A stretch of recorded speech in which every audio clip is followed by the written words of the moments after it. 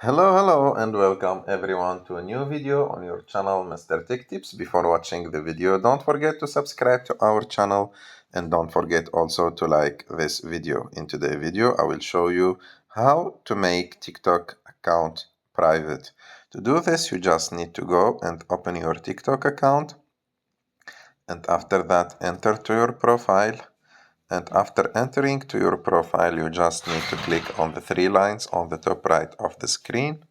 After that, go to Settings and Privacy, and after that, choose Privacy.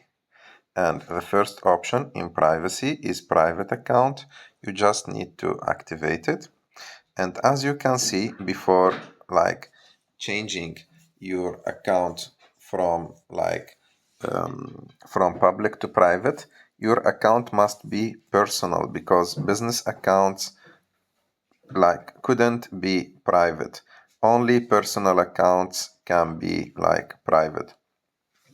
So for example, here my account is business. So TikTok is telling me that if I want to change it to private, I should change it to personal before. But for you, you should not have this problem. I hope that you like this video. If you like this video, don't forget to subscribe to our channel. Don't forget to like this video and see you in the next one.